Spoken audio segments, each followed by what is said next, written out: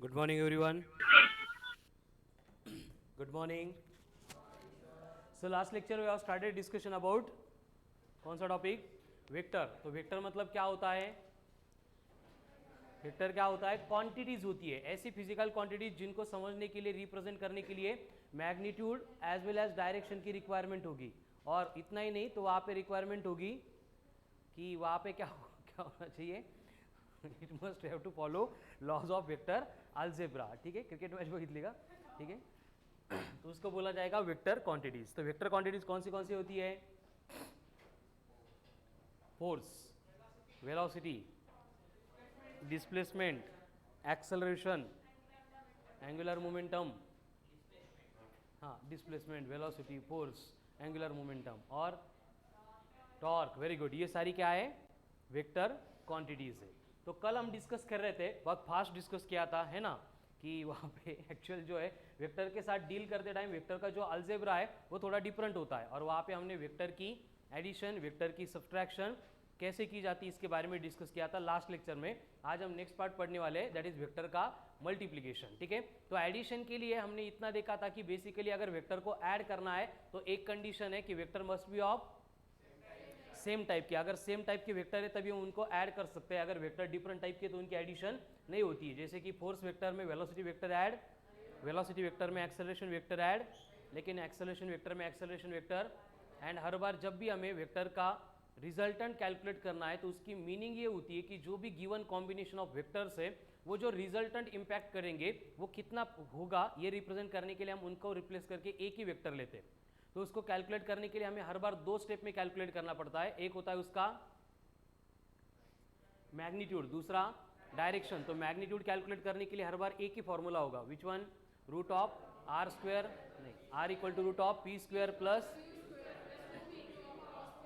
Upon 2pq cos of theta, where p is the magnitude of first vector, q is the magnitude of second vector and theta मतलब angle between two vectors. ठीक है, और वहाँ पे हमने special case देखी थी, अगर दो वेक्टर सेम डायरेक्शन में एक्ट होंगे तो थीटा विल बिकम जीरो. तो resultant is given by direct addition p plus.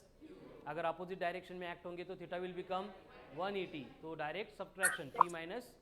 अगर परपेंडिकुलर होंगे तो r equals to root of, and इनको छोड़ के दूसरा कोई भी एंगल है, जैसे ऑब्लिक एंगल है, तो हर बार हमें यूज करना पड़ेगा root of P square plus Q square plus 2pq cos of theta. तो ये क्या था? Magnitude of resultant of two vectors. ठीक है, दो वेक्टर के लिए एप्लीकेबल था. उसके बाद में अगर डायरेक्शन फाइंड करनी है तो उसके लिए हमने देखा था कि अगर दो वेक्टर एक ही डायरेक्शन में एक्ट होते हैं तो उनका रिजल्टेंट भी सेम डायरेक्शन में एक्ट होगा. अगर दो वेक्टर अपोजिट डायरेक्शन में एक्ट होते, Pawan stand up, if two vectors are acting in the opposite direction then their resultant will act in the, ते दोन्ही ऑलरेडी अपोजिट डायरेक्शन मध्ये आता, कोणती अपोजिट घेऊ? बड़ा वाला. डायरेक्ट सब्ट्रैक्शन से मैग्नीट्यूड मिलेगा. डायरेक्शन कहाँ पे होगी? थांबा, बडबड न करू, खूप अवघड क्वेश्चन है. Very good. जिसका मैग्नीट्यूड ग्रेटर है उसके अलोंग कौन एक्ट होगा?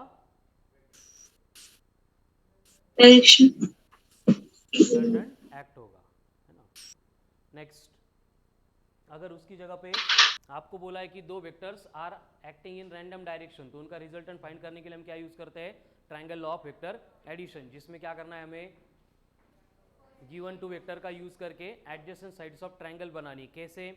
जहाँ पे फर्स्ट वेक्टर खत्म होता है वहां से सेकंड वेक्टर स्टार्ट होगा एंड उसकी जो रिमेनिंग साइड होगी starting from starting point of first vector to the end point of, तो वो रिप्रेजेंट सेकेंड करेगा वेक्टर. Direction of resultant. ठीक है, एंड अगर वहाँ पे कंडीशन है कि vector starting from the same point है तो उस केस में हम यूज करते हैं parallelogram law of vector addition. लेकिन ये सारी बातें एप्लीकेबल है ओनली फॉर टू वेक्टर्स. ठीक है, अगर वेक्टर मोर देन टू रहेंगे तो उस केस में हमें यूज करना पड़ता है polygon law of vector addition. So write down polygon law of vector addition.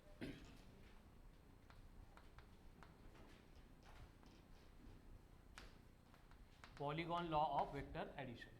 अब ये polygon law of vector addition क्या होता है? जैसे कि फॉर एग्जांपल आपको A vector, B vector, C vector, D vector, ऐसे नंबर ऑफ वेक्टर्स दिए एक्टिंग इन रैंडम डायरेक्शन. तो इनका जो रिजल्टेंट हम फाइंड करेंगे तो फिर से रिजल्टेंट आएगा, मतलब वो भी दो पार्ट में आएगा, एक मैग्नीट्यूड होगा, दूसरा डायरेक्शन होगा. ठीक है, तो मैग्नीट्यूड कैलकुलेट करने के लिए हमारे पास एक ही फॉर्मूला है. Which one? Root of P square plus Q square plus 2pq cos of theta, लेकिन वो एप्लीकेबल है फॉर दो वेक्टर, ये कितने हो गए, तो क्या करना पड़ेगा, पॉलीगॉन लॉ यूज करना पड़ेगा, है ना। तो पॉलीगॉन लॉ यूज करके हमें मिलती है बस डायरेक्शन, तो मैग्नीट्यूड के लिए क्या करना पड़ेगा, एडिशन करनी पड़ेगी। वेरी गुड, फिर एडिशन होती है दो वेक्टर के साथ, तो क्या करना पड़ेगा,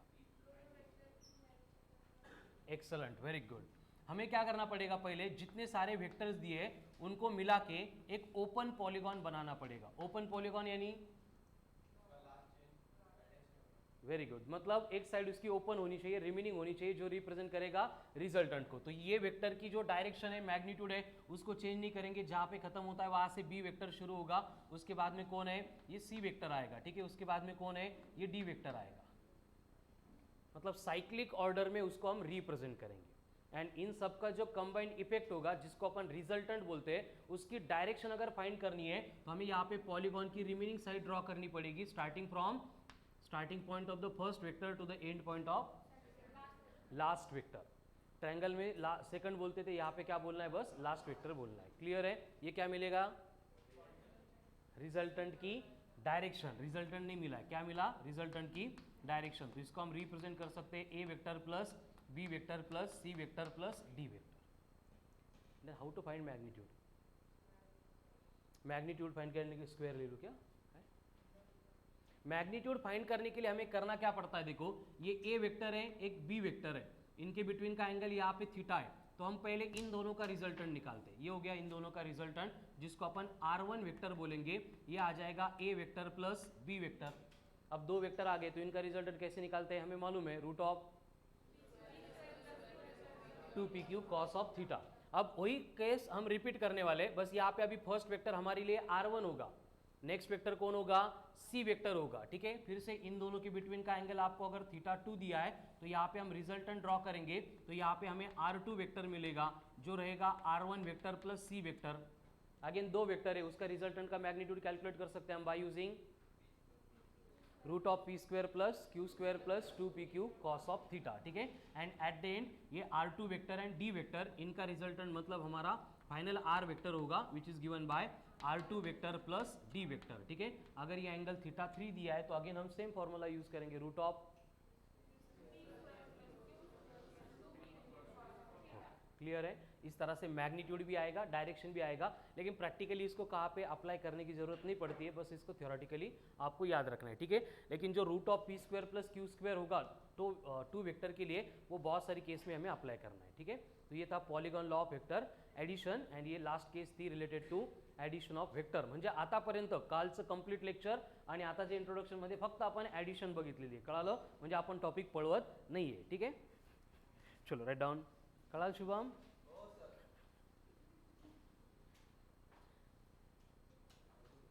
नाही नाही,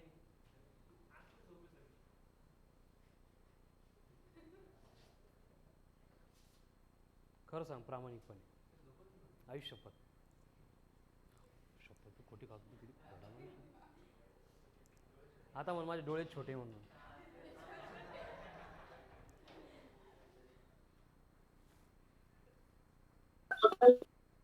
प्रॉपर गाव कोणतं आहे तुमचं? बरं, इथंच आहे महाराष्ट्र.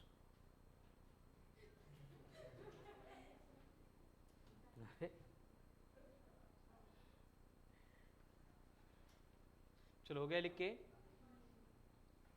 वेक्टर के एडिशन के बाद में क्या होगा?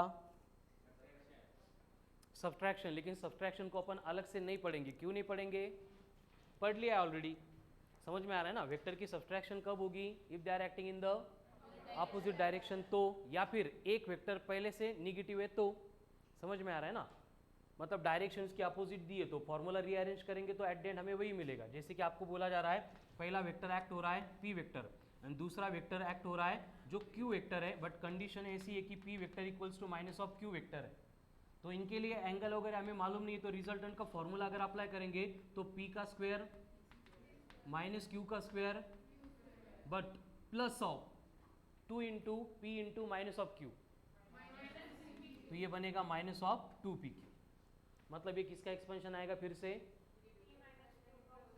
ठीक है, तो इस तरह से ये रिजल्टेंट के बारे में हम पहले डिस्कस कर चुके हैं.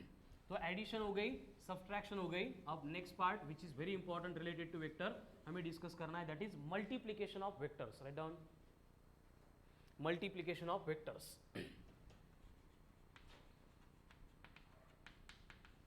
Multiplication of vectors.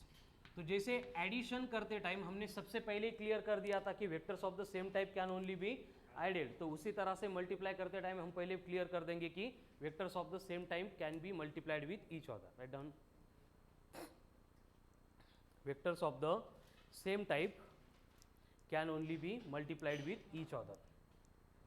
Vectors of the same type can only be added, sorry, vectors of the same type can only be multiplied with each other. Vectors of the same type can only be multiplied with each other. भूलेंगे नहीं अब इसको. Vector अगर same type का नाही आहे तो उनको आपण मल्टिप्लाय नाही कर सकते. सगळ्यांनी लिहिलं. मग लिहिलं कशाला असते तर काय लिहिलं मग तू? हो तर कॅन ओनली लिहितच होती ना तू मंद. डिफरेंट टाइप के वेक्टर मल्टीप्लाई नहीं कर सकते हम, तो लीता कशाला मग कर सकते. तो वर्क डन का फॉर्मूला क्या है? Force and displacement same type के या डिफरेंट टाइप के? फिर तो डिफरेंट टाइप के वेक्टर का मल्टीप्लिकेशन हो रहा है कि नहीं हो रहा है? मग लिहिता कस काय? हां तर झोपेत असतात काय सकाळी सकाळी? करा कटते काय आहे ऑनलाईन वाले बी काय ऑनलाईन मध्ये असून पण हुशार नाहीत. ऑफलाईनचं समजू शकतो आपण, थोडंसं प्रॉब्लेम होतोच. जे लिहिलंय स्टेटमेंट ते सरासर चुकीचं आहे, त्यामुळे कट करा त्याला. हां vectors of the same type और different type can be multiplied with each other. Nikita व्यवस्थित वाटतंय बेटा? आता बरं वाटतंय ना? ठीक आहे. Vectors of the same type और different type can be multiplied with each other. काय सनी हो का? बरं कट नाही केलं ना? मी चेक करायला येतो, जर कट करायला दिसलं तर बघा तुम्ही. वेक्टर्स ऑफ अरे भगत आलाय काय? तुझा आवाजच नाही आला ना आज. ते तुझा येडा मित्र ऑनलाईन करतो, येडे मित्र ऑनलाईन करताय ना तुझे. Vectors of the same type और different type can be multiplied with each other. Clear है ना? तो एडिशन में सेम टाइप के चाहिए, लेकिन मल्टीप्लिकेशन में फर्क नहीं पड़ता है. सेम टाइप के तो भी मल्टीप्लाई कर सकते हैं, डिफरेंट टाइप के तो भी. एक क्वांटिटी वेक्टर है, दूसरी क्वांटिटी स्केलर है, ऐसे मल्टीप्लाई हो सकता है क्या? कहाँ पे होता है ऐसे? Write down next star mark. Vectors can be multiplied with vector quantity only. लिहिना बघते काय? Vector can be multiplied with a vector only. जैसे एडिशन करते टाइम हम ऐड करते टाइम अगर सेम क्वांटिटी ऐड कर रहे हैं तो वेक्टर में स्केलर ऐड होता है क्या कभी? वेक्टर में स्केलर ऐड कर सकते हैं क्या? एस नो नहीं कर सकते. तो उसी तरह से मल्टीप्लाई करते टाइम भी वेक्टर को मल्टीप्लाई करने के लिए दूसरी क्वांटिटी क्या चाहिए? वेक्टर ही चाहिए. अशी कन्फ्यूज होऊ नका माझ्या हसण्याबरोबर लिहा. ठीक आहे. A vector quantity can only be multiplied with another vector quantity. नका लिहू मग. ज्यांना वाटतं लिहायचं वाटतं ते लिहा, ज्यांना नाही वाटत ते नका लिहू. ठीक आहे. हो का? डबल होऊन जातं मॅग्निट्यूड. तो नंबर झाला ना, स्केलर क्वांटिटी थोड़ी झाली. देखो सिंपल कंडीशन है. वेक्टर है वेक्टर, तो उसमें जब ऐड कर रहे हैं अपन तो दूसरी वेक्टर क्वांटिटी होगी तभी एडिशन होगी. समझ में आ रहा है ना? अगर दूसरी वेक्टर नहीं है स्केलर है तो उनको ऐड कर सकते हैं क्या? सब्ट्रैक्ट कर सकते हैं क्या? तो मल्टीप्लाई कर सकते हैं क्या? तो यही लिखना है स्टार मार्क करके कि vector can be multiplied with a vector quantity only. काय असं नसतं का? मला हसायला येतं बेटा, असं काही. किती लोकांना वाटतं हे स्टेटमेंट चुकीचं आहे? किती लोकांना वाटतं करेक्ट आहे? करेक्ट आहे तर लिहून टाका. ठीक चलो. तो बेसिकली वेक्टर मल्टीप्लिकेशन हम स्टडी करने वाले हैं. वेक्टर मल्टीप्लिकेशन हेच लिहिलं होतं का पहिले?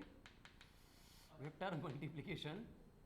तो वेक्टर को मल्टीप्लाई करते टाइम बेसिकली हम इसको दो टाइप से मल्टीप्लाई करते हैं, नंबर 1 एंड नंबर 2. आता लिहून घेतलं असेल सगळ्यांनी, कट करा ते.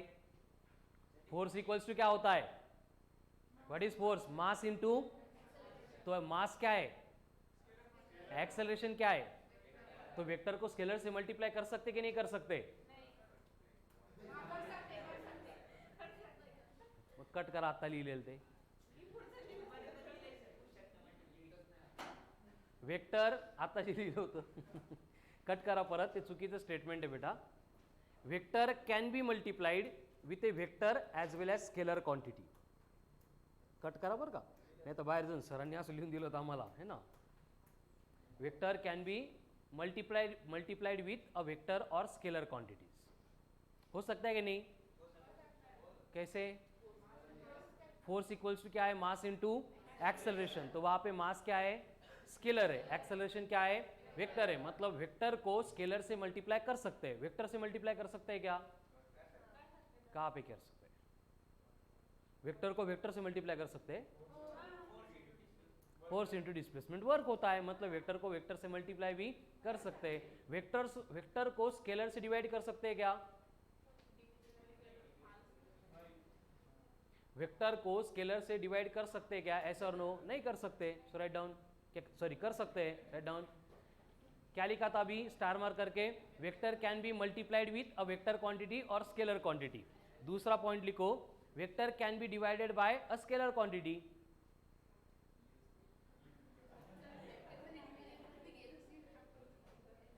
काय असतं संस्कृती? बरोबर आहे गे.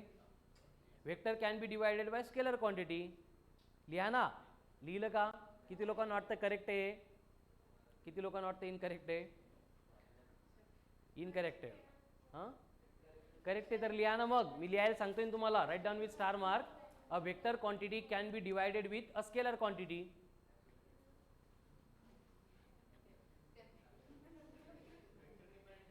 Vector can be divided with a scalar quantity. Correct आहे क्या? कोणाला काही कन्फ्युजन नाही याच्यामध्ये? आता हे खरंच करेक्ट आहे बाळांनो. जैसे एक्सेलरेशन क्या होता है? वाह वाह, very good. Force upon mass. नाही नाही, बरोबर आहे. त्याचं तसं पण असतं ना. Change in velocity upon time पण आहे, पण फोर्स अपॉन मास पण आहे ना. तो फोर्स क्या है एंड मास क्या है? तो वेक्टर को स्केलर से डिवाइड कर सकते कि नहीं कर सकते? लिहा मग. असं कन्फर्मेशन आल्याशिवाय आता लिहितच नाही का नाही. मास्क मास्क भक्ती मास्क तोंडाला बांधून घेतो. वर्षी गुंडाळून गेले तर नाही, तुझा नको देऊ. ओके.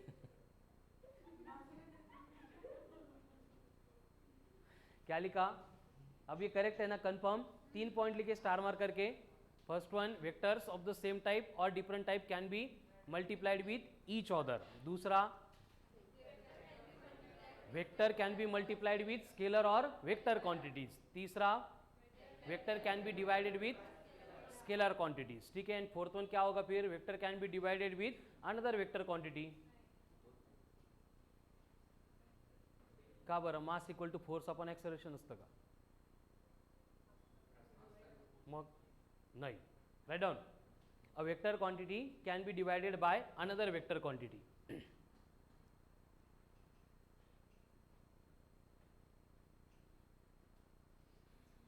अरे एवढी का अशी संशयिक भूमिकेने बघताय माझ्याकडं?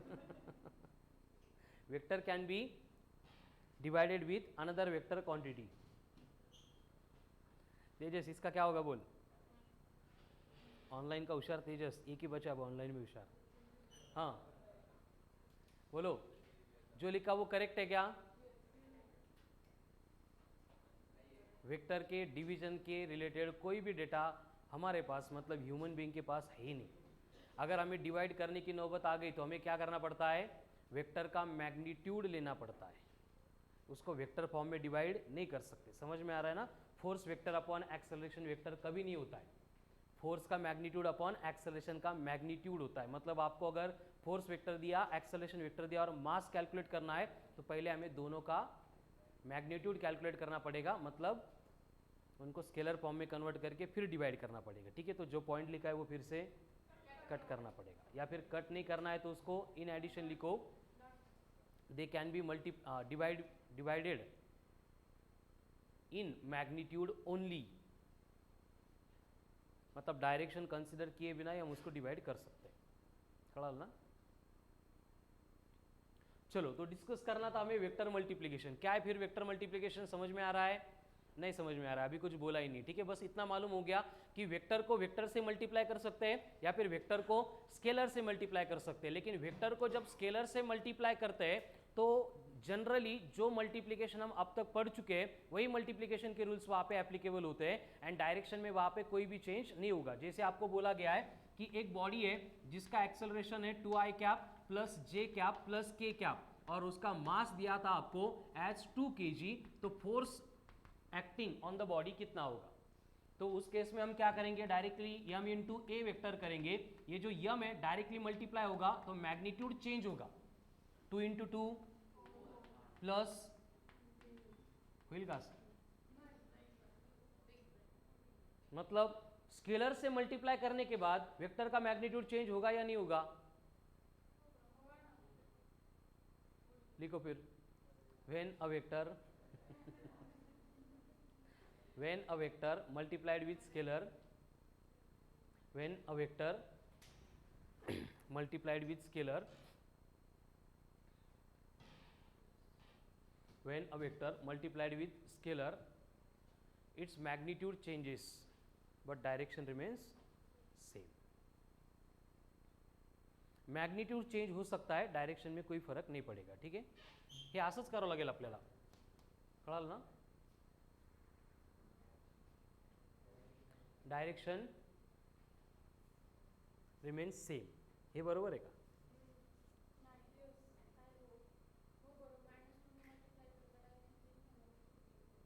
कळलं ना? का बरं नसतं माइनस? अगर मैंने ये प्लस 2i कैप है, यहाँ पे मास से नेगेटिव में नहीं होता है, लेकिन ये अगर माइनस क्वांटिटी होती -4, उससे मल्टीप्लाई करता तो क्या होता हो? -4 इंटू 2, समझ में आ रहा है ना? तो when vector multiplied with scalar, its magnitude as well as direction can change. लय गोळ झालाय आता. हे आता बरोबर आहे. आता मी कन्फ्यूज नाही करत तुम्हाला अजिबात. When a vector multiplied with a scalar, its magnitude as well as direction can change.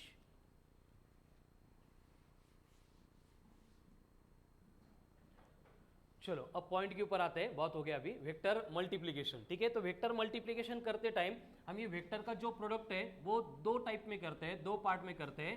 पहले होता है स्केलर प्रोडक्ट और दूसरा होता है वेक्टर प्रोडक्ट. वेक्टर का ही प्रोडक्ट है तो वो वेक्टर प्रोडक्ट ही होगा. ये स्केलर प्रोडक्ट कहाँ से आ गया, होता है कैसे? हाँ, तो एवढं तर माहिती आहे, होता है ऐसे. ठीक है, तो scalar product and vector product, इन दो वे से हम वेक्टर को मल्टीप्लाई कर सकते हैं. ठीक है, लेकिन ये कब एप्लीकेबल होगा? अगर हमें दो वेक्टर का मल्टीप्लिकेशन करना है तब, और उसके लिए वेक्टर्स क्या चाहिए? ऑलवेज सेम टाइप के चाहिए.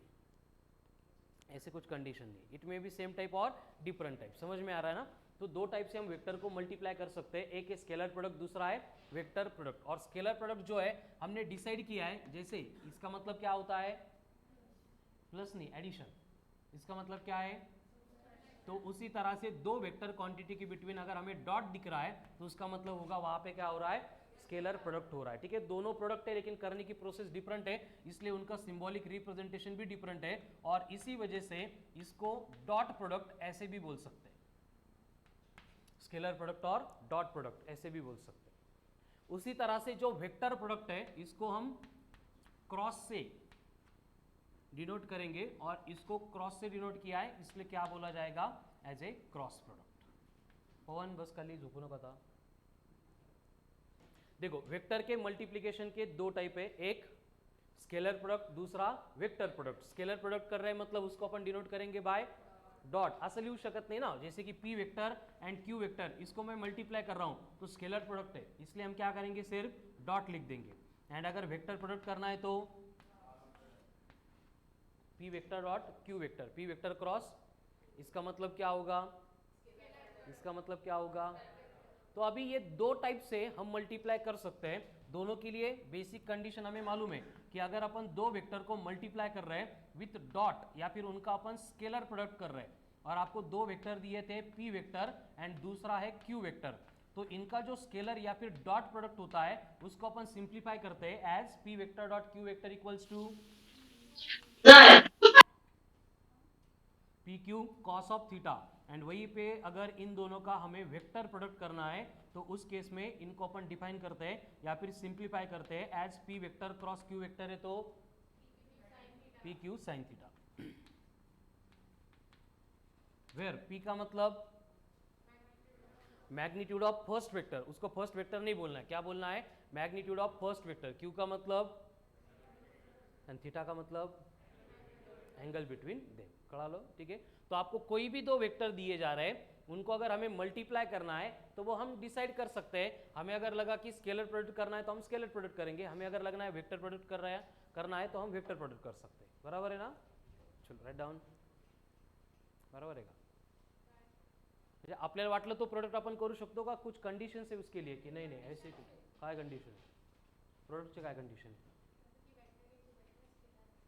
Vector into vector always scalar असतं, व्हेरी गुड, मग कोणता प्रोडक्ट यूज करणार आपण स्केलर प्रोडक्ट, मग वेक्टर प्रोडक्ट कधीच नाही करायचं, व्हेरी गुड, हे लिहून झालं का, हे स्टार मार्क करके लिखो, if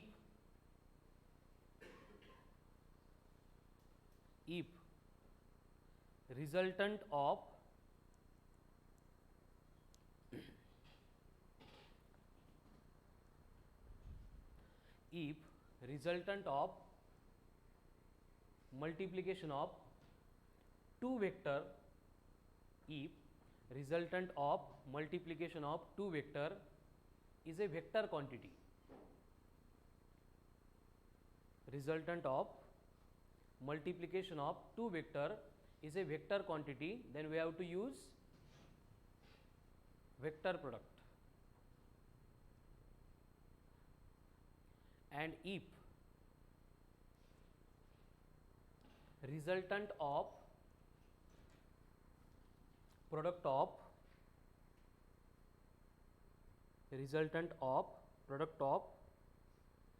two vector is a scalar quantity, then we have to use scalar product, ठीक है ना। आता याच्यामध्ये कन्फ्यूज नहीं व्हायचं, दो क्वांटिटी को मल्टीप्लाई कर रहे हैं और उनका रिजल्टेंट क्या है इसके ऊपर डिसाइड होगा कि हम कौन सा प्रोडक्ट यूज करेंगे। जैसे आपको अगर फोर्स एंड डिस्प्लेसमेंट दिया है तो उनको मल्टीप्लाई करते टाइम कौन सा प्रोडक्ट यूज करेंगे, स्केलर प्रोडक्ट या वेक्टर प्रोडक्ट, ऐसे नहीं डिसाइड कर सकते, हमें रिक्वायरमेंट किसकी है, अगर वर्क डन चाहिए तो स्केलर प्रोडक्ट, लेकिन टॉर्क पूछा गया तो वेक्टर प्रोडक्ट, कड़ा ना। तो मतलब जब तक उनका रिजल्टेंट क्या है ये समझ में नहीं आता है तब तक हम डिसाइड नहीं करेंगे कि कौन सा प्रोडक्ट हमें यूज करना है, लेकिन कंडीशन ऐसी कि रिजल्टेंट के ऊपर कुछ डिपेंडेंसी नहीं है तो उस केस में हम डिसाइड कर सकते हैं। जैसे कि आपको generally P vector Q vector ऐसे वेक्टर दिए जाते हैं और बोलते हैं कि उनके बिटवीन एंगल कैलकुलेट करो, तो वो हमारे ऊपर डिपेंड है, हम ये भी यूज कर सकते हैं ये भी यूज कर सकते हैं, ठीक है। तो अभी वन बाय वन हमें डिस्कस करना है scalar product and vector product. Right down next point, scalar product, scalar product of two vectors,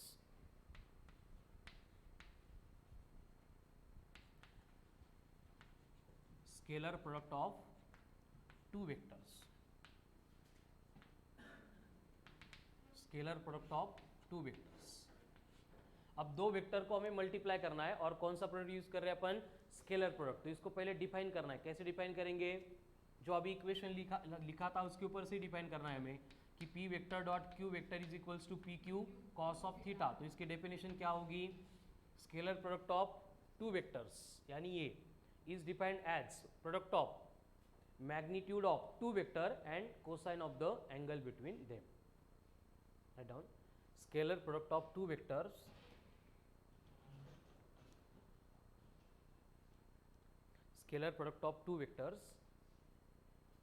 is defined as scalar product of two vectors is defined as product of magnitude of two vectors and cosine of the angle between them,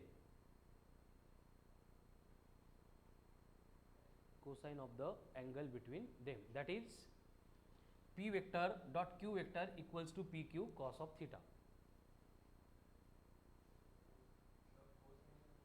Cosine of the angle between them. हे cos असतं ना, कॉसचं पूर्ण नाव cosine आहे. साईनचं काय आहे? नाही साईनचं काय? साईनच कळालं ना. कॉसचं, टॅनचं, कॉट, सेक, कोसेक, कोसेकचं कोसेक. जैसे कि आपको बोला है p वेक्टर है 10 न्यूटन एंड q वेक्टर है 20 newton. They are acting at an angle of 60 degree. तो उनका डॉट प्रोडक्ट क्या होगा?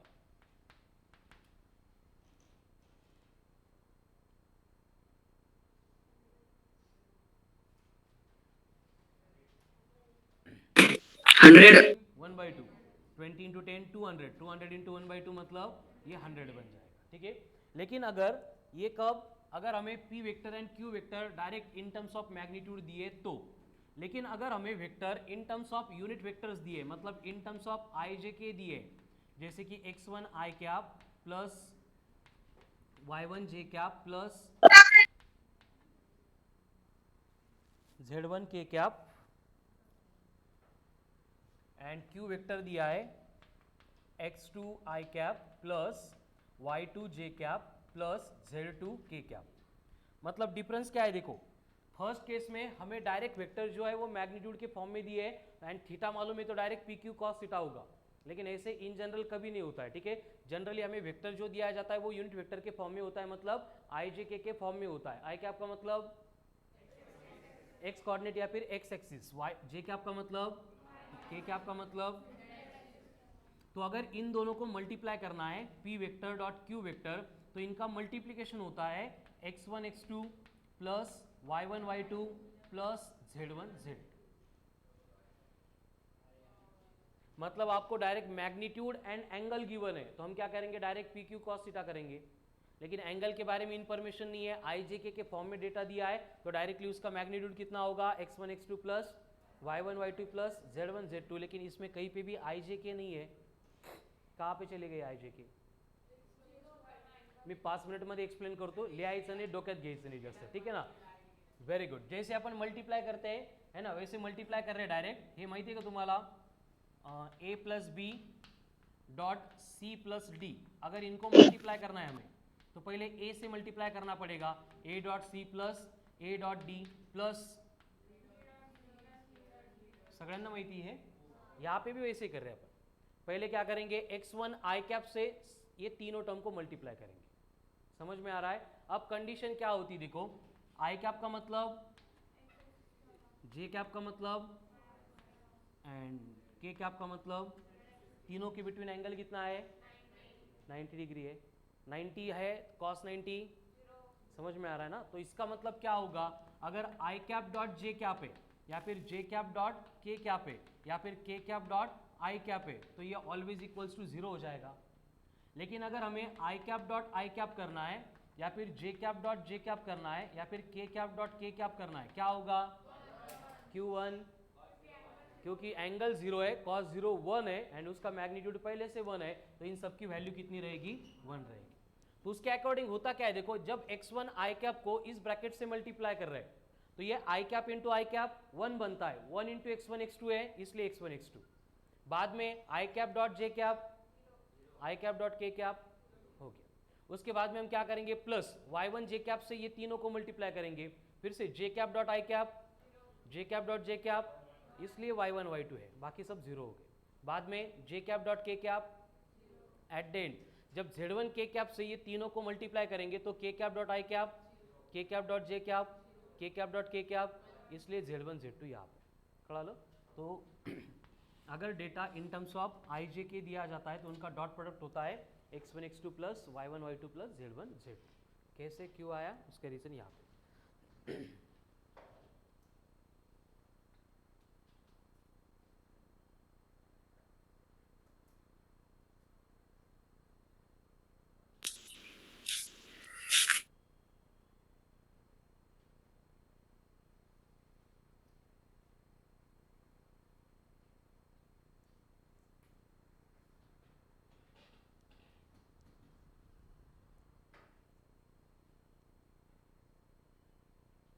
भगत कळते का?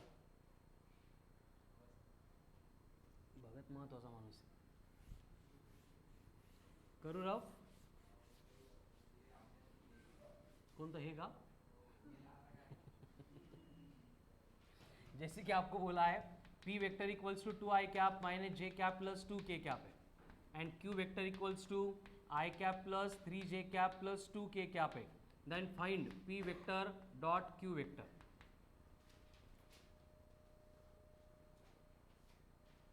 शुभम फास्ट नहीं होते ना बेटा. 3 क्या होगा देखो, आई कैप तो 1 होगा, 2 into 1 3 into minus 1 2 into 2 4 plus 2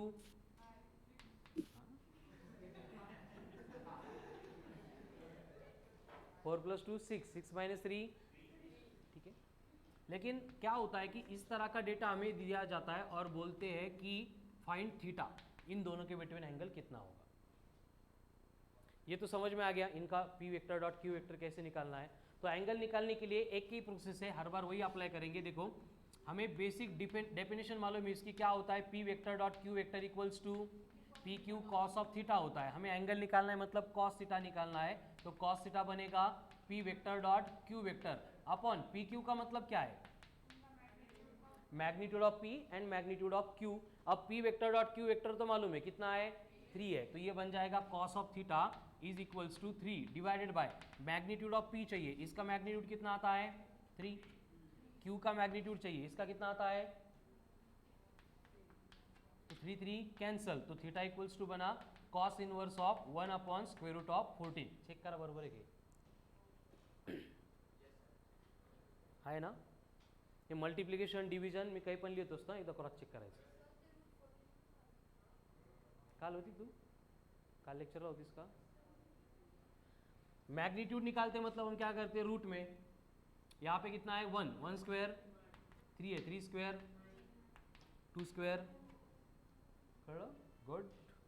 चलो भगत घे लिहून.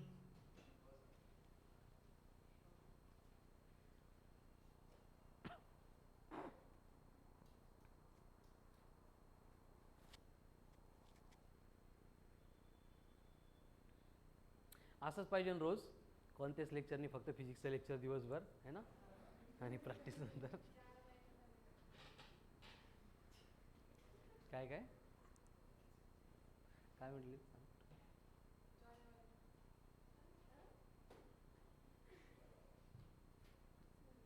निकिता गोळ्या घेतल्या तू आज. नाही नाही ह्या नाही. शुभम कुठं आहे, आला होता ना, नाही बरा आहे बेटा तू आता. Theta equal to cos inverse of 1 by root of 14. Next बघ, झाला 1 second.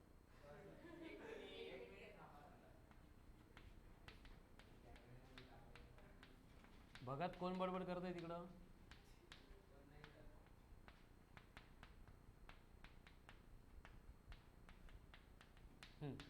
Find angle between these two vectors.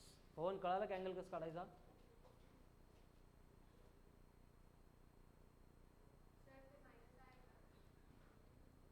काय वाटतं तुला.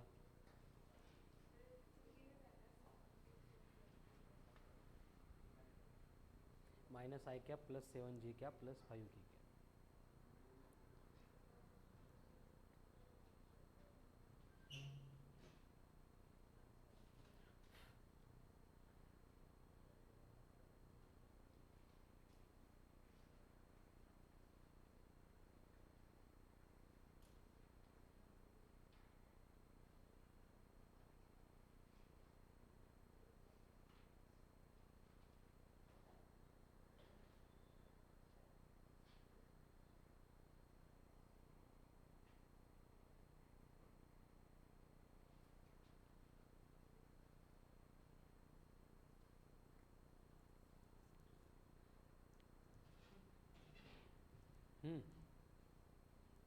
पहले p vector dot q vector calculate करना पड़ेगा. कितना आता है वो -2 प्लस 28 प्लस 15, यानी मैग्नीट्यूड ऑफ p कितना है रूट 29 मैग्नीट्यूड ऑफ क्यू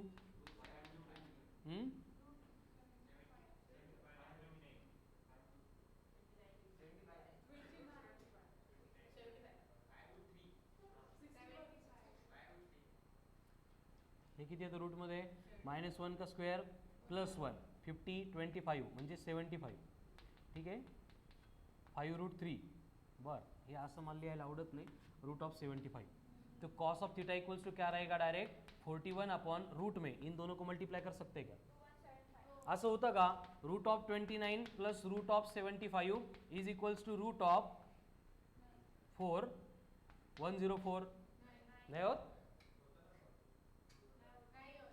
बर असं होतं का √29 इंटू √75 इक्वल्स टू किती मग होतं 2175 होतं का असं किती लोकांना माहिती आहे पवन काय आहे? नाही √29 अपॉन √75 तर याला आपण एकाच रूटमध्ये 29 अपॉन 75 असं होतं का Yes, sir. हेच का नाही होत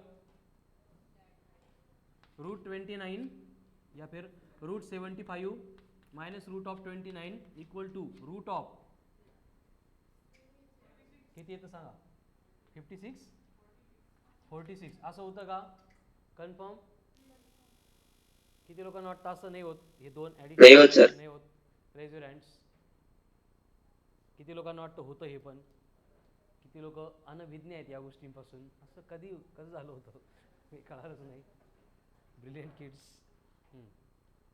हे बघा √29 अप्रॉक्सिमेटली 5.34 बर प्लस √75 8.6 आणि 104 का रूट 10.2 तो 8 + 5 13 हे 10 जवळपास पण नाही म्हणजे हे पवन राहील लक्षात आता हाँ सब्ट्रैक्शन के लिए √75 फिर से माइनस किती येतं 3.2 एंड √46 6.7 6.8 ठीक है अब मल्टीप्लिकेशन में √29 √75 इनका मल्टीप्लाई करो कितना आता है क्या ओवर डाला था 86 इंटू 54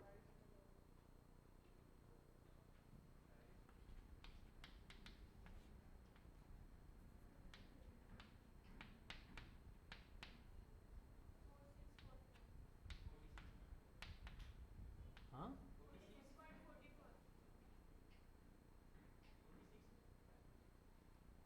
46 का सही 47 ना परत एकदा करा एवढा मोठा गोल बरोबर 46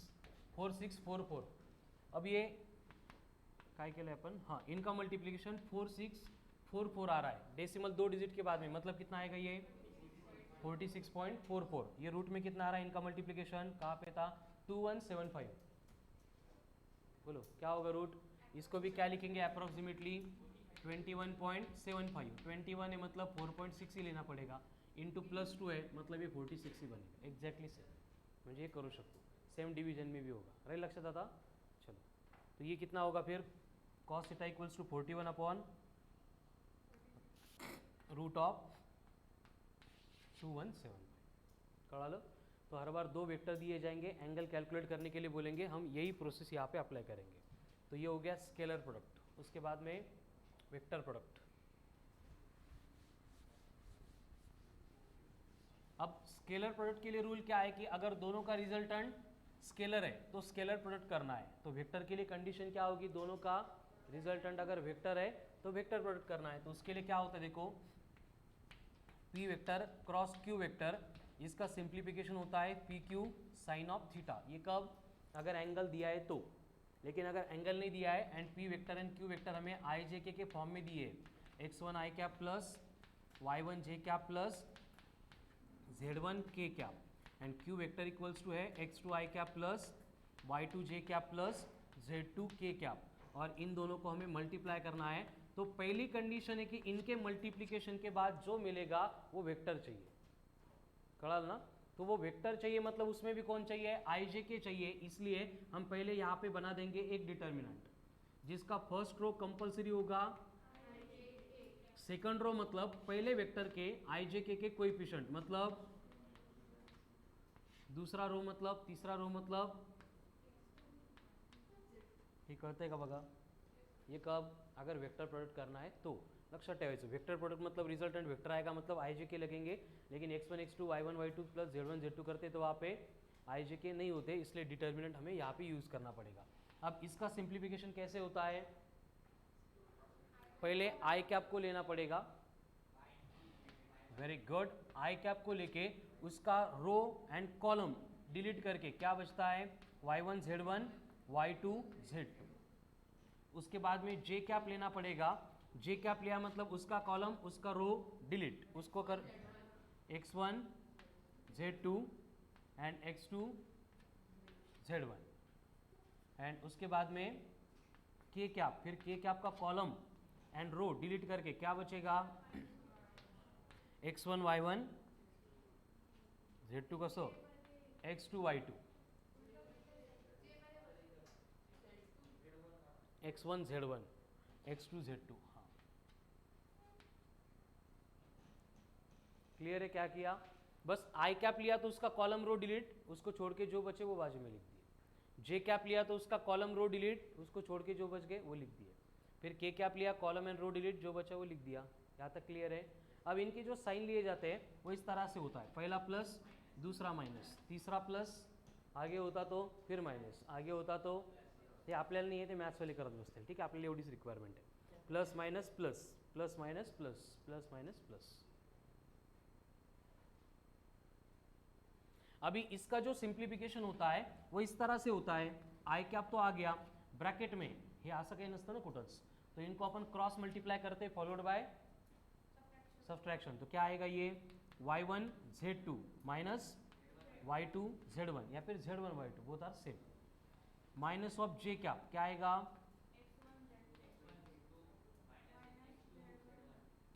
and plus K cap bracket में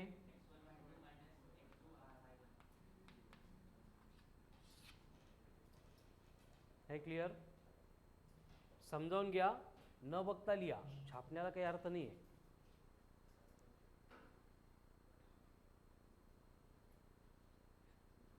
बघत कोण बडबड करताय,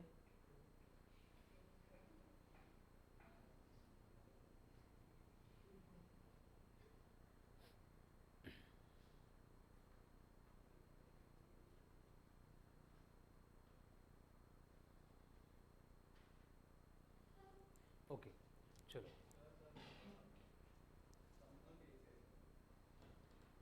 बरं घे समजावून घे, नाही कळालं तर मी पण येतो समजावून सांगायला, भगत खूप बडबड करतो केव्हाचा।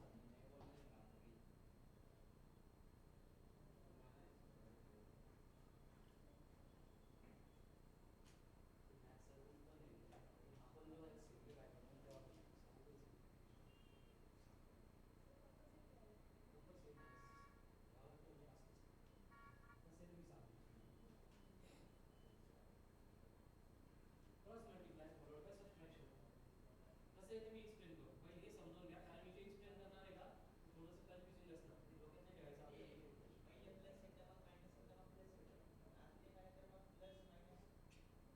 Plus minus plus minus plus minus plus minus plus minus तसं काय केलं, हां तसं का केलं कळेल तुला, फक्त 5 मिनिट वेट कर, पण ते ना कन्फ्युज आहे त्याच्यामुळे हे काही आता समजू नको, कळालं ना, 2च मिनिटात कळा।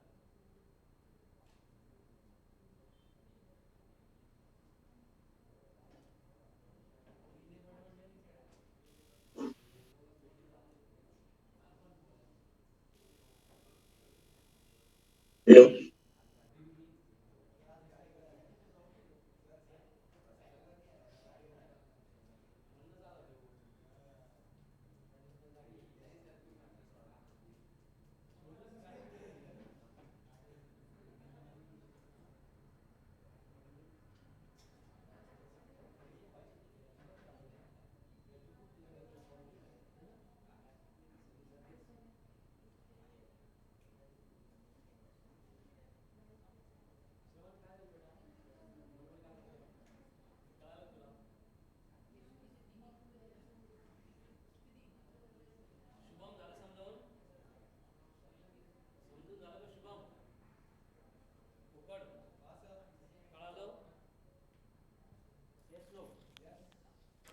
क्लिअर झालं.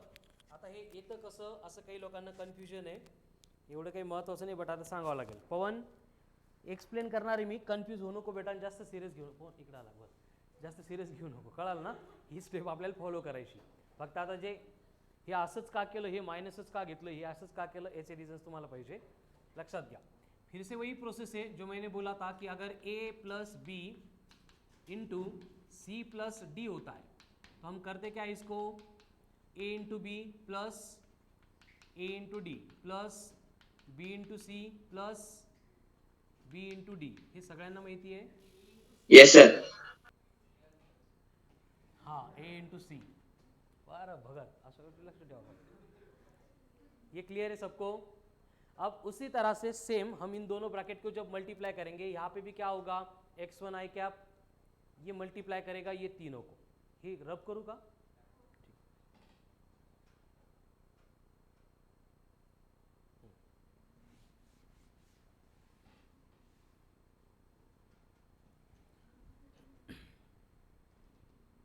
परत p वेक्टर इक्वल्स टू कौन है, x1 i cap, y1 j cap, z1 k cap.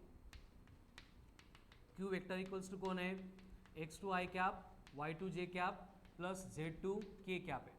अब हम इनको मल्टीप्लाई करने जा रहे हैं, p vector cross q vector. तो कैसे मल्टीप्लाई करेंगे इनको, हे बघा x1 i कैप से तीनों को मल्टीप्लाई करना पडेगा. काही स्टेप स्किप केल्या कळतील का, तो सगळं स्टेप बाय स्टेप लिहू, स्टेप बाय स्टेपच करू का. ओके बर. x1 i cap plus y1 j cap plus z1 k cap cross x2 i cap plus y2 j cap plus z2 k cap. हे कळालं सगळ्यांना. काय केलं आपण, फक्त p vector and q vector उनकी वैल्यू पुट कर दिए. अभी जैसे वहाँ पे एक्सप्लेन किया था a मल्टीप्लाई करेगा पूरे ब्रैकेट को, उसी तरह से x1 i कैप का मल्टीप्लिकेशन ये तीनों के साथ होगा. तो क्या होगा बोलो, x1 x2 इनका तो कोई पार्ट नहीं है, ये तो डायरेक्ट नंबर्स है. इनटू क्या बचेगा ब्रैकेट में, i cap cross i cap plus x1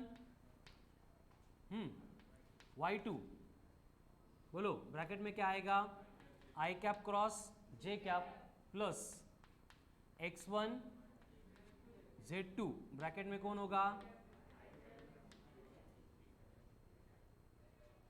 check करूंगा परत एकदा.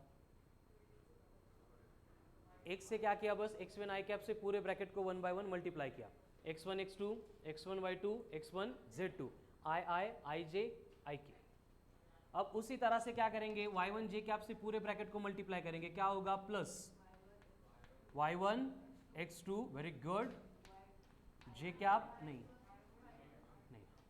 j cap cross i cap plus y2 very good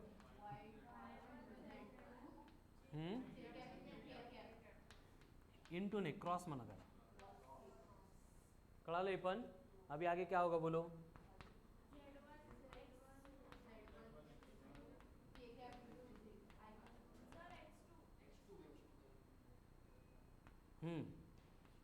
आगे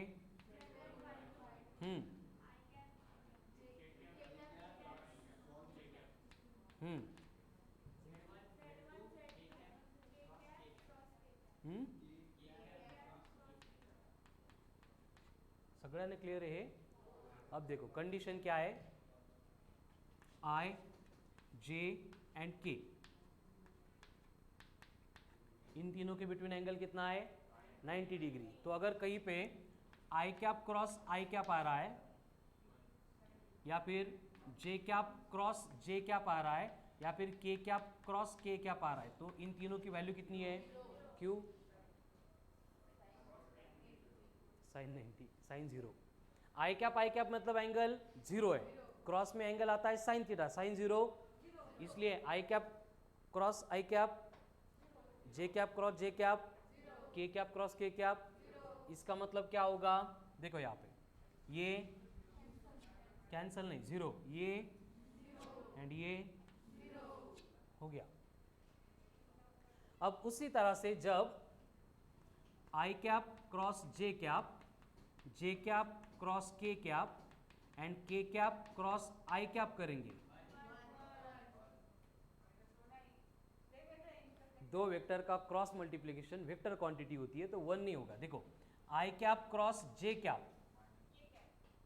दो वेक्टर का पवन असं नहीं, ठीक है, दो वेक्टर का जो रिजल्टेंट होता है मल्टीप्लीकेशन का, ये दोनों वेक्टर के प्लेन को परपेंडिकुलर होता है।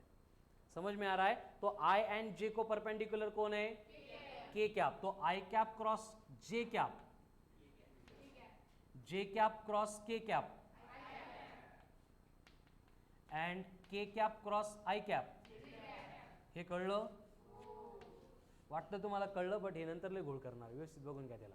अँटी क्लॉकवाईज सिक्वेन्स येतो पॉझिटिव्ह, कळाल ना? अँटी क्लॉकवाईज घड्याळाच्या काट्याच्या उलटने, विरुद्ध दिशेने, ठीक है? तो क्या होगा? के कैप से आई कैप जा रहे तो प्लस जे, एंड अगर आई से के आते तो, कळालं ना? तो क्लॉकवाईज निगेटिव्ह, अँटी क्लॉकवाईज, म्हणजे मी असंही लिहू शकतो याला.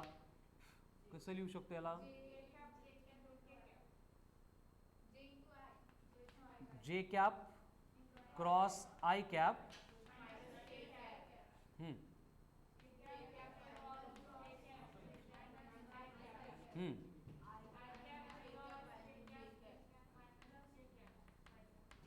हे पण कळलं?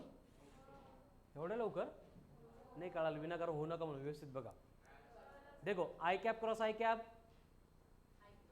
0, जे कैप क्रॉस जे cap, K cap cross K cap, यांचा काही प्रश्नच नाही, हे पहिलेच संपले होते, बरोबर, 0 झाले होते. त्यानंतर आई cap cross J cap plus K cap, J cap cross K cap, K cap cross I cap and I cap cross J cap, हाँ, आई कैप क्रॉस जे कैप प्लस के कैप, कळलं ना? And J cap cross K cap and के cap cross आई cap, कळालं ना? Plus J cap. Clockwise anti clockwise. आता हेच फक्त इकडे put करायचंय. तो मुझे बोलो किधर है? हाँ, आई कैप क्रॉस जे कैप, इसको रिप्लेस करेंगे बाय प्लस के कैप से, वही किया है. कुठे गेलो? हे आई कैप क्रॉस जे कैप रिप्लेस करेंगे किससे? नाही, एक स्टेप राहील, याला रब करतो मी. या अगोदरच राहिलं वाटतं. ये पहले से एक स्टेप है ना. हाँ, अब देखो रिप्लेसमेंट करेंगे, ये छोड़ दो, ये क्या बचा? x1 y2, ब्रैकेट में कौन आ रहा है? कळलं सगळ्यांनी? Akshay Kharat. Next I cap cross K cap, minus of J cap है, तो ये बनेगा माइनस ऑफ, आता ये कौन है? x1 z2, कौन है ये? जे कैप, ठीक है? तो ये हो गया, ये हो गया. अब ये जे कैप क्रॉस आई कैप, उसके साथ कौन है? y1 x2, कौन? माइनस ले लिया था, मतलब के कैप. हे झालं, हे 0 आहे. यहाँ पे जे cap cross K cap plus आई कैप, y1 z2 प्लस आई कैप, के कैप क्रॉस आई कैप, तो plus x1 z1 x2 into कौन? जे कैप. यहाँ पे कौन है? के कैप क्रॉस जे कैप, तो ये बनेगा minus of z1 y2 into I cap, ये 0 हो गया. एवढंच राहिलं, कळालं? अब यहाँ पे देखो, ये प्लस के कैप है, ये माइनस के कैप है, तो कॉमन ले सकते, कॉमन ले सकते क्या? सेम डायरेक्शन है ना, मतलब सब्सट्रैक्शन डायरेक्ट होगी. तो फाइनल स्टेप ये रहेगी, आई कैप से शुरू करते हैं. ये आई कैप इधर है और दूसरा आई कैप इधर है, तो क्या लिखेंगे? आई कैप कॉमन लेंगे तो y1 z2 minus z1 y2 into कौन है? आई कैप. अब जे कैप कॉमन लेंगे, जे कैप में कौन कौन है? देखो x1 z2 plus z1 x2 minus x1 z2 into J cap.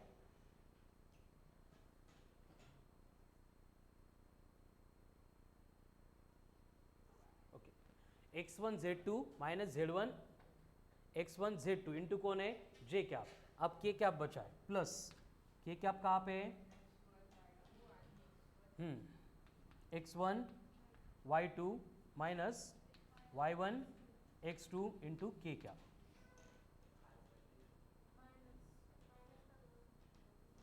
एक मिनिट हा, ये इथे लिहितो म्हणजे थोडं समजायला सोपं जाईल। प्लस के कैप कहाँ पे था ये plus x1 y2 minus y1 x2 into K cap. ये फाइनल आंसर हो गया, नहीं फाइनल आंसर हो गया।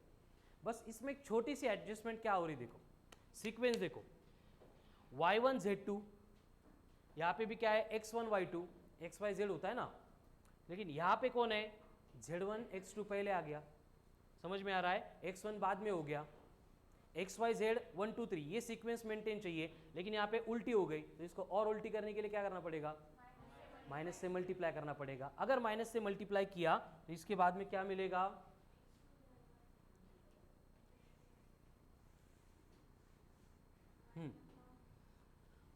y1 z2 minus z1 y2 into I cap minus J cap. अब माइनस कॉमन लिया मतलब x1 z2 minus z1 x2 plus x1 y2 minus y1 x2 into K cap. Clear है ये, कंफर्म। अभी जो पहले आपने लिख लिया था उसकी लास्ट स्टेप क्या थी देखो, कळलं ना कसं येतं ते, पण हे असं करायला काय होईल कळालं ना, नाही हा ठेवला तर खूप भारी आहे, 3 मिनिटं असतील आपले, बट तुला वाटतं का लक्षात राहील म्हणून, हे जर लक्षात ठेवला, हा जर अप्लाय केला तर that is the best way. But होता काय कन्फ्यूजन होऊन जातं भरपूर, त्यामुळे डिटर्मिनेंट से सॉल्व करेंगे तो वो एकदम बाय प्रोसेस जाता है, टाइम लगता है लेकिन रॉन्ग नहीं होता। तुम्हाला जे सुटेबल वाटतं ते करा, कळालं।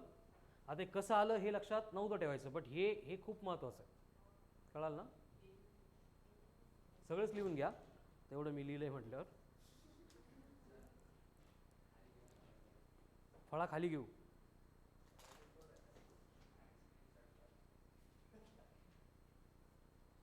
फळा खाली घेऊ म्हणजे मला नाही कळालं।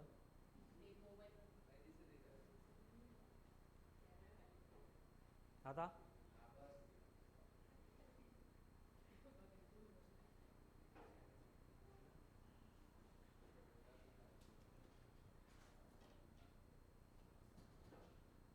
सोमेश वीडियो ऑफ कर बेटा।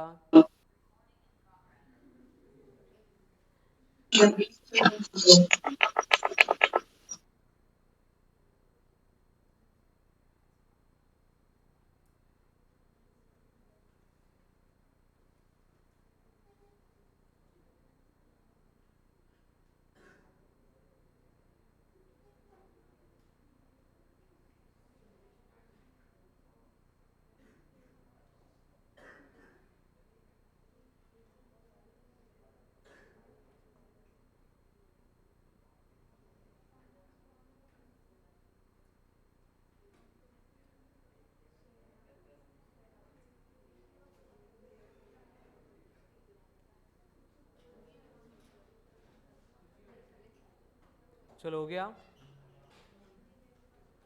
All clear. भगत झालं क्लियर, करू राव, झाला 1 सेकंड, पटपट।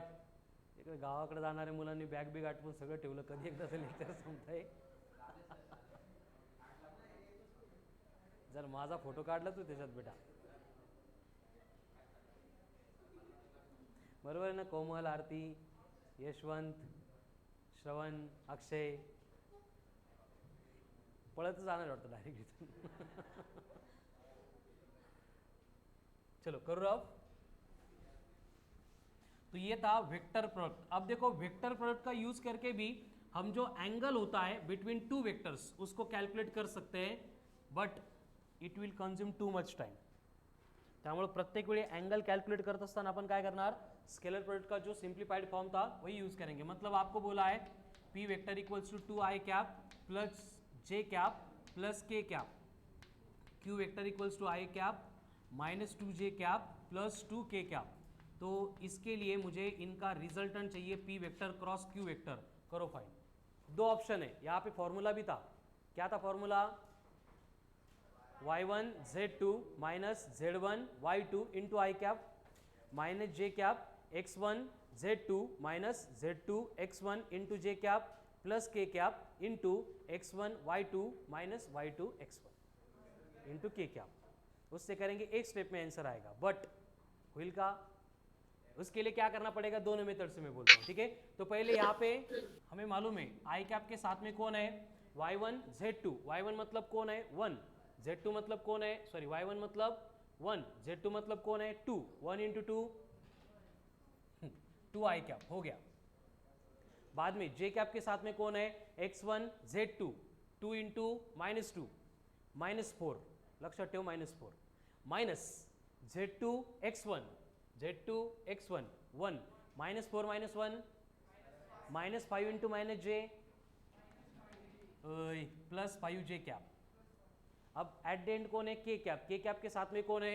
x1 y2 2 into -2 -4 minus of y2 x1 1 -4 -1 -5 into plus K cap. काहीच कळालं नसेल मला माहिती, बट आन्सर आलं। बट याच्यापेक्षा सिंपल काय? First row I cap J cap K cap, second row 2 1 1, third row 1 -2 2। क्या करना है फर्स्ट स्टेप में? आई कैप उसका column delete row delete 1 into 2 2 minus of 1 into -2 -2 minus into -2 +2 minus of J cap. हा ते कसं घोळ होऊ शकतो त्याचा? ओके, सगळाच घोळ झालाय का? बरं, एकदा एकदा त्यामुळेच मी ही फॉलो करा म्हणतोय, कळालं ना? माइनस जे कैप ब्रैकेट में कौन होगा? 2 into 2 4 1 into 1 plus K cap into कौन होगा? 2 इंटू -2 -4 -1 क्या होगा? 4 आई cap 4 -1 -3 J cap -5 K cap. एक तरी बरोबर आलं, ठीक आहे। आता परत एकदा चेक करू तिथं। आई कैप के साथ में कौन होगा? y1 z2 minus z2 y1 नहीं, y1 z2 minus z1 y2। y1 कौन है? 1 है। z2 कौन है? तो -2 आ गया, ठीक है। माइनस कौन है? हां, इथंच चुकलं होतं आपलं पहिले, ठीक आहे। तर त्यामुळे ते नकाच, हे बेस्ट आहे, कळालं ना? हे रिझल्ट आहे। नाही नाही, वेगळे नाही आहेत, सेमच आहेत। काही सांगतो वेड्यासारखं, हे चुकलं आहे आपलं, हे फॉलोच नका करू। काही नाही पाहिजेच तुला, हेच आहे सर इकडं, कळालं? तो इस तरह से वेक्टर हम कैलकुलेट कर सकते हैं, ठीक है। अब देखो बेसिक कंडीशन क्या है कि P vector cross Q vector equals to P Q sine theta होता है। तो अगर हमें बोला जा रहा है कि दो वेक्टर है सेम, ये दोनों, और इन दोनों के बिटवीन एंगल चाहिए, तो क्या करना पड़ेगा? फिर से वही होगा, sine theta is equals to P vector cross upon, but इसका भी एट द एंड मैग्नीट्यूड लेना पड़ेगा। एंगल मध्ये आई जे के आले का मग कल्याणच झालं आपलं, ठीक है। तो यहाँ पे P vector cross Q vector कितना है?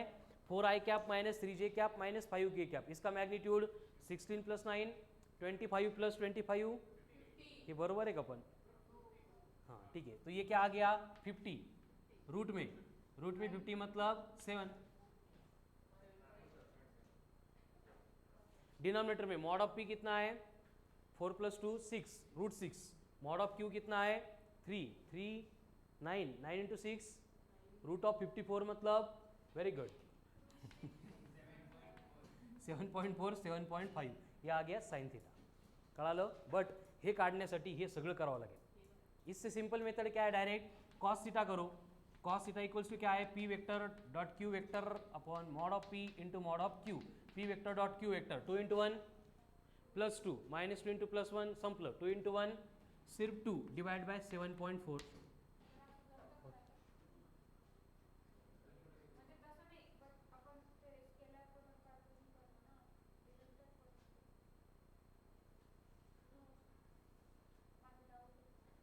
असं काही डाऊट विचारल्यानंतर काय सांगू मी तुला आता? शब्दच संपले बेटा माझे।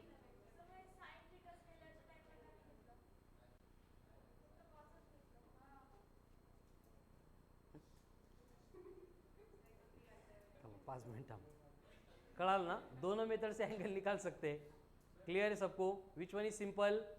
Second one.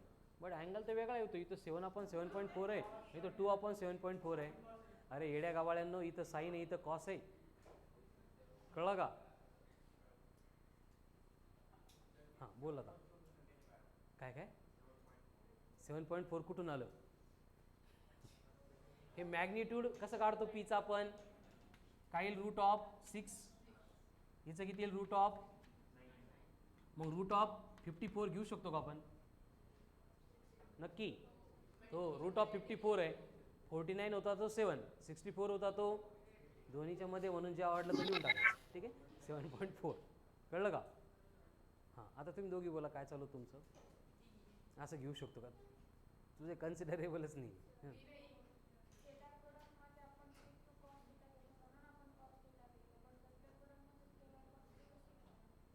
कोणती स्केलर क्वांटिटी घेतली आपण?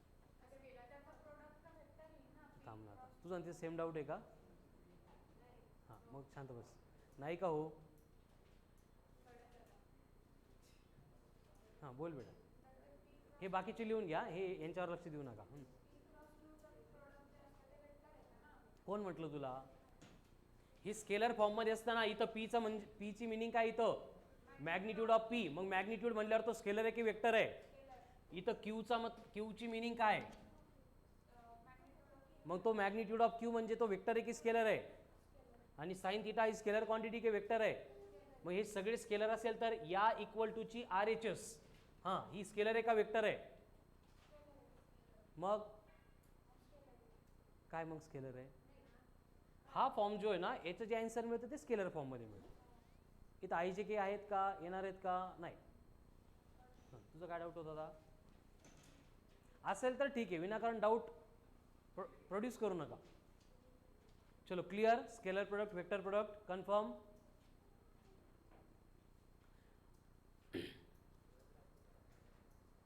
Next, resolution of vectors. Resolution of vectors.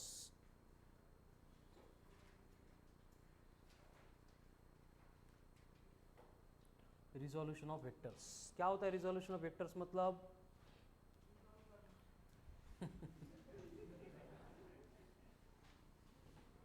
process to find components.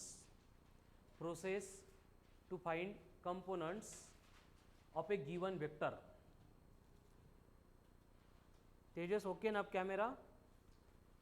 Process to find components of a given vector. Process to find components of a given vector is called as resolution of vector. Vector के components find करने की जो process होती है उसी को बोला जाता है as a resolution of vector. अब ये रिजोल्यूशन कैसे करते हैं वो एकदम सिंपल है. करते क्यों है उसका रीज़न देखो. जैसे कि हमें यहाँ पे कोऑर्डिनेट ज्योमेट्री के दो एक्सिस दिए है, ये +x है, ये -x है, एंड ये इनका ओरिजिन है 0 0, एंड ये +y एंड ये -y. हे माहिती आहे सगळ्यांना? Very good. ठीक है. अगर यहाँ पे बोला है आपको कि एक फोर्स है ऑफ मैग्नीट्यूड 20 न्यूटन, ये एक्ट होता है at an angle of 30 degree. दूसरा फोर्स है जिसका मैग्नीट्यूड फिर से 20 न्यूटन है, जो -y के अलोंग एक्ट हो रहा है. यहाँ पे और एक फोर्स है 30 न्यूटन, जो ये y के साथ में 45 डिग्री पे एक्ट हो रहा है. यहाँ पे और एक फोर्स है जो +y के अलोंग एक्ट हो रहा है, 40 न्यूटन है, एंड वहाँ पे और एक फोर्स है 30 न्यूटन, जो ये x के साथ में 30 डिग्री एंगल बना रहा है. इतने सारे फोर्सेस एक ही सिस्टम के ऊपर साइमल्टेनियसली एक्ट हो रहे हैं, तो हमें उसके रिजल्टेंट का इफेक्ट फाइंड करना है. कैसे फाइंड करेंगे?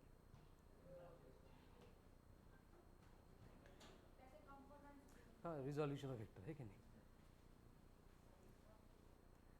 ते शिकायचे आपल्याला. बट ते न रिजॉल्व न करता कैसे करेंगे, ऐसे बोल रहा हूँ. स्लोप घेऊन. हे मी माझ्या आयुष्यात पहिल्यांदा ऐकलं बेटा. स्लोप घेणं म्हणजे काय? ओके, तिकडचा स्लोप म्हटला का? आरती काय लिहिते तू? मग मग इकडे बोर्डवर नोटबुकमध्ये काय बघतेस? बर, लिहिलंच बघत होते का? काय लिहिलंय? बर, चलो हो गया क्लियर. तो कैसे फाइंड करेंगे इसका रिजल्टेंट?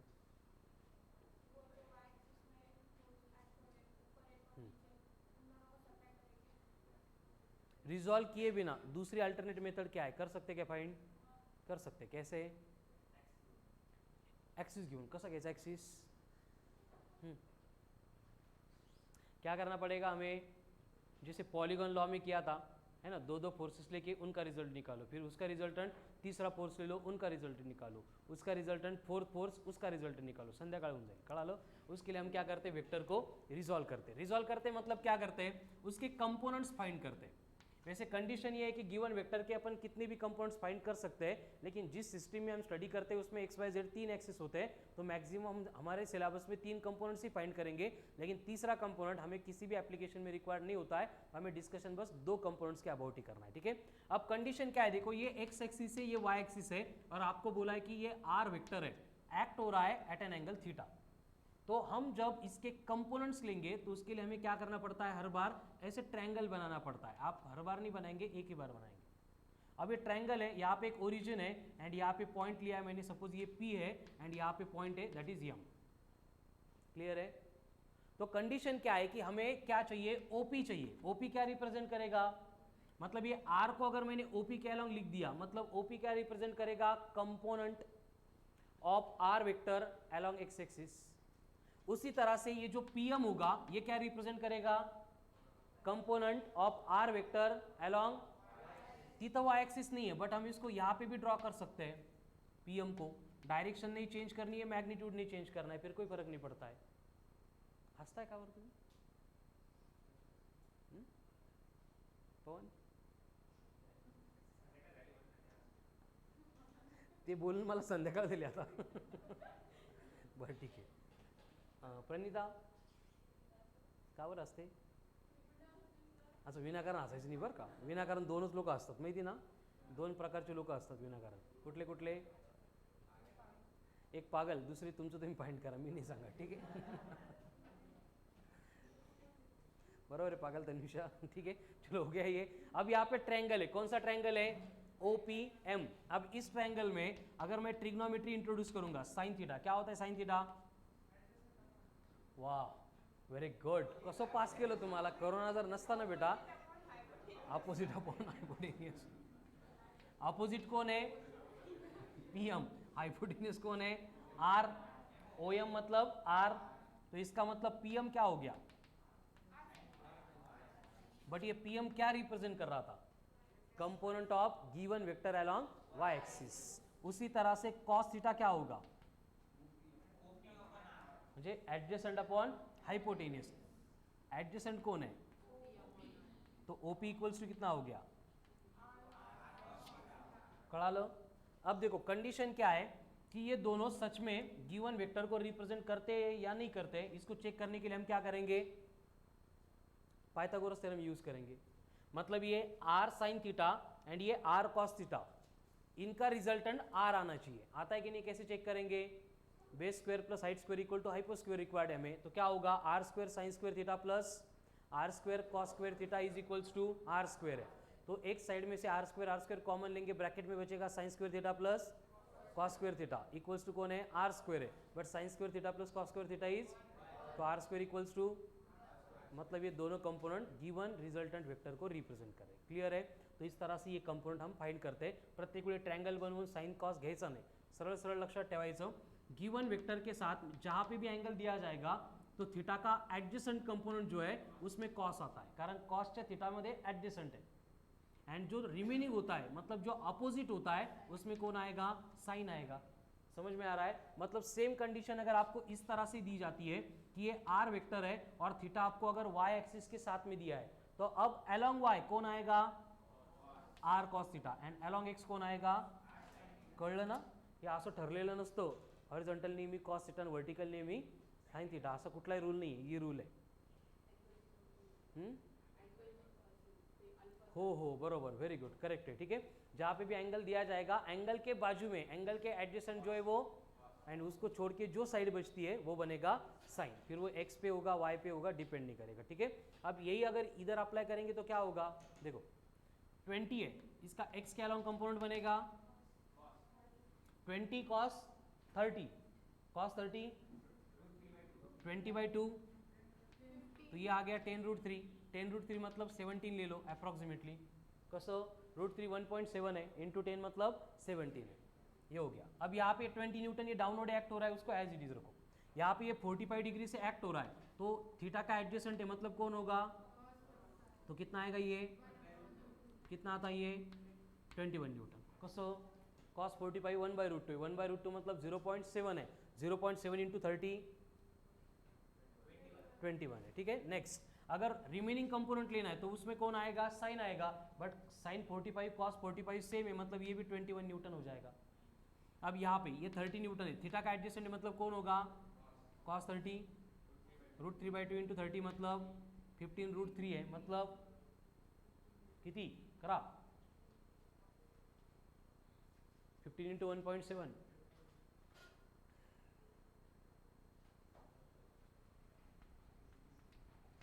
रह द्या, हाँ। तो रिमेनिंग कौन बचा, अब इधर साइन होगा। अब साइन है मतलब साइन 30 कितना है 1/2, मतलब ये कितना होगा 15 न्यूटन, ये 25.7 से था ना, 25.5. 25, इधर कौन है 15, ये 40 तो ऑलरेडी ऊपर है, मतलब हमने क्या किया, अभी सारे जो वेक्टर्स थे उनको इंक्लाइन ऑब्लिक रखा ही नहीं, सबके सब कहाँ पे एक्ट हो रहा है, एक तो अलोंग एक्स एक्सिस, नहीं तो अलोंग वाई एक्सिस। अब देखो जो सेम डायरेक्शन में एक्ट होते हैं उनको अपन ऐड करते हैं, जो अपोजिट डायरेक्शन में एक्ट होते हैं उनको। तो अब देखो यहाँ पे राइट साइड में एक एक्ट हो रहा है 17, इसको अपोज करने के लिए कौन है, तो 17 माइनस 25 क्यों हुआ 8 अलोंग निगेटिव डायरेक्शन, ठीक है। तो यहाँ पे इन दोनों का रिजल्टेंट फॉर्म ये आएगा -8 अलोंग दिस डायरेक्शन। उसी तरह से अब वर्टिकली अपवर्ड कौन है 40 + 15, वेरी गुड 55, डिनोमिनेटर में कौन है, सॉरी डाउनवर्ड कौन है 20 + 21, 55 + 21, 55 - 21, 55 - 41 14, 14 कहाँ पे अपवर्ड या डाउनवर्ड, ये 14 है ये 8 है, डायरेक्शन ली तो नेगेटिव लेने की जरूरत नहीं है। अब इन दोनों का रिजल्ट निकाल सकते हैं कैसे, √p² + q², हाइपोटेन्यूस ने डायरेक्ट √p² + q², तो 14² + 8², वेरी गुड, किती झालं √2 260, अगर 260 है तो उसका रूट कितना होगा 16 पॉइंट नाही, डायरेक्ट 16च, कारण अगोदर पण आपण अप्रॉक्सिमेशन घेतलेले, ठीक है। Eight the and given vector act होगा जिसका मैग्नीट्यूड 16 होगा एंड वो इन दोनों के बिटवीन इथं कुठेतरी एक्ट होईल, कळलं।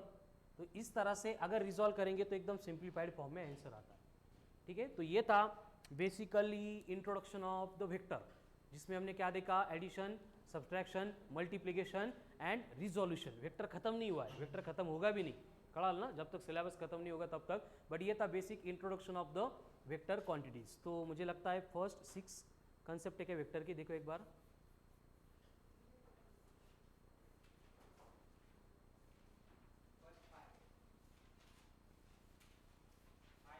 ओनली 5, तो फर्स्ट 5 कंसेप्ट, एप्लीकेशन एंड उससे रिलेटेड जो भी सॉल्व एग्जांपल्स है उसको सॉल्व करने के लिए जितना कंसेप्चुअल डेटा रिक्वायर्ड था हमने यहाँ पे डिस्कस किया है, ठीक है। सारे प्रैक्टिस क्वेश्चन मॉड्यूल में है, मॉड्यूल आपके पास है, इसका मतलब ये सारे कंप्लीट हो जाने चाहिए, ठीक है। तो ये सारा पेंडिंग वर्क हम अब नहीं करेंगे, दिवाली हॉलीडेज की ड्यूरिंग करेंगे, ठीक है। कितनी सिंपल है बघा, सॉल्व एग्जाम्पल कितने हैं 74 है, कंसेप्ट एप्लीकेशन 5, हर एक में 15 कंसिडर करो, 15 5 75 75 75 150, ओनली 150। आता तुम्हाला उद्यापासून डायरेक्ट हॉलिडे आहे, उद्या म्हणजे 3rd 4 5 6 7 बरोबर 5 दिवस हॉलिडे आहेत तुम्हाला, कळालं ना। टोटल क्वेश्चन कितनी सॉल्व करने वेक्टर के 150, हॉलीडेज कितने हैं तो 150 डिवाइड बाय 5, फक्त 30 क्वेश्चन्स आहेत per day, only 30 questions vector के, कळालं ना। तर वेक्टरचं फक्त एवढंच वर्क करायचं बस, हो जाएगा फिर दिवाली के बाद में डायरेक्ट हम शुरू करेंगे discussion about motion in a plane, projectile motion, circular motion and then relative motion. कळालं ना. तो वेक्टर जो आहे इन, ॲट, हाऊ, कधी पण, कुठं पण, कसा पण, काय करता काही फरक पडत नाही, बट वेक्टर रिलेटेड जो पार्ट है वो कंप्लीट करके आओ. ठीक है. चलो, और remaining part will continue on. आता टुमारोज नहीं, डायरेक्ट 8 मंडे को टेस्ट रहेगी. मंडे को लेक्चर्स नहीं है. On Tuesday 9th of November 2021. ठीक है. चलो, थैंक यू.